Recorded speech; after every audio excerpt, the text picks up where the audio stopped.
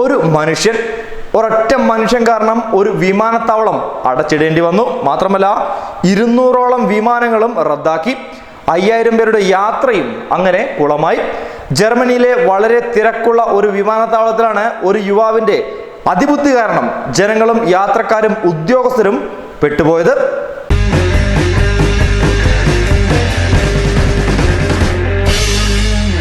സുരക്ഷാ പരിശോധനകൾ പൂർത്തിയാക്കാതെ യാത്രക്കാരൻ എമർജൻസി വാതിലിലൂടെ പുറത്തിറങ്ങിയതാണ് ഈ പ്രശ്നങ്ങൾക്കൊക്കെ കാരണം. മ്യൂണിക് അന്താരാഷ്ട്ര വിമാനത്താവളമാണ് അതിനുശേഷം ഭാഗികമായി അടച്ചിട്ടത്. ജർമ്മനിയിലെ തിരക്കേറിയ വിമാനത്താവളത്തിൽ ചൊവ്വാഴ്ചയായിരുന്നു ഈ സംഭവം. പാസ്പോർട്ട് കൺട്രോൾ വിഭാഗത്തിലൂടെ പരിശോധനകൾ പൂർത്തിയാക്കി കടന്നു പോകുന്നതിന് പകരം ടെർമിനലിൽ നിന്ന് എമർജൻസി എക്സിറ്റ് തുറന്ന് ഒരു യാത്രക്കാരൻ പുറത്തിറങ്ങിയായിരുന്നു. ഇയാളെ പിന്നീട് പോലീസ് പിടികൂടി. യുവാവിന് അബദ്ധം പറ്റിയതാണെന്നും ഇതിന്റെ പേരിൽ മറ്റ് നടപടികൾ നേരിടേണ്ടി വരില്ലെന്നും പോലീസ് അധികൃതർ അറിയിക്കുകയും ചെയ്തു.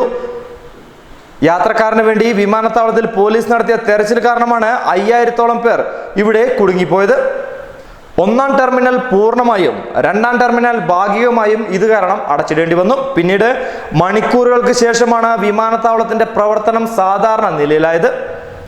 മ്യൂണിലേക്ക് വന്നതും ഇവിടെ നിന്ന് പുറപ്പെടേണ്ടിയിരുന്നതുമായ 190ഓളം വിമാന സർവീസുകൾ ഇതോടെ റദ്ദാക്കുകയും ചെയ്തു. യാത്രയ്ക്കായി നേരത്തെ സുരക്ഷാ പരിശോധനകൾ പൂർത്തിയാക്കിയ യാത്രക്കാരൻ വീണ്ടും പരിശോധനകൾക്ക് വിധേയമാകേണ്ടിയും വന്നു. ജർമ്മനിയിലെ തിരക്കേറിയ വിമാനത്താവളങ്ങളിൽ ഒന്നായ മ്യൂണിക്കിൽ ഏറ്റവും അധികം യാത്രക്കാർ സഞ്ചരിക്കുന്ന സീസണാണ് ഇപ്പോഴുള്ളത്. ബാങ്കോക്കിൽ നിന്ന് വന്ന സ്പാനിഷ് പൗരനാണ് വിമാനത്താവളത്തിന്റെ പ്രവർത്തനം പാടെ താറുമാറാക്കിയത്. മാഡ്രിഡിലേക്കുള്ള കണക്ഷൻ ഫ്ലൈറ്റിലായിരുന്നു ഇയാൾക്ക് പോകേണ്ടിയിരുന്നത്.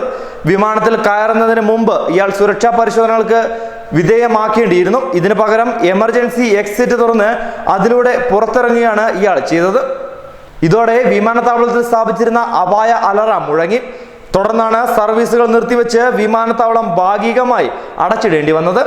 കഴിഞ്ഞ വർഷവും സുരക്ഷാ പരിശോധനകൾ പൂർത്തിയാക്കാതെ ഒരു സ്ത്രീ അതീവ സുരക്ഷാ മേഖലയിൽ കടന്നതിന് പിന്നാലെ മ്യൂണിക്കിൽ 330 വിമാനങ്ങൾ റദ്ദാക്കേണ്ടി വന്നിരുന്നു. ഒരുപക്ഷെ പ്രവാസികളായി നിങ്ങൾ വിമാനത്താവളങ്ങളിൽ നിരന്തരം പോകേണ്ടവരാണ്. വെറുതെ ഒന്ന് ശ്രദ്ധിച്ചോളൂ കേട്ടോ. നമ്മുടെ സമയം മാത്രമല്ല മറ്റു പലരുടെയും സമയമാണ് ഇതുമൂലം നഷ്ടമാകുന്നതെന്ന് ഓർക്കുക.